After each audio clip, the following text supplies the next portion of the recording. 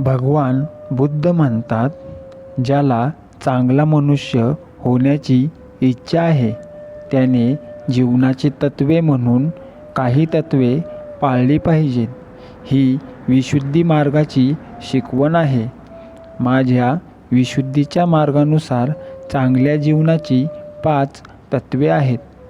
कोणत्याही प्राण्यांची हिंसा न करणे व त्याला इजा न करणे, चोरी न करणे अर्थात दुसऱ्यांच्या मालकीची वस्तू न बळकावणे, व्यभिचार न करणे, असत्य न बोलणे, मादक पेय ग्रहण न करणे. माझे असे म्हणणे आहे की प्रत्येक माणसाने ही तत्त्वे मान्य करणे अत्यंत आवश्यक आहे.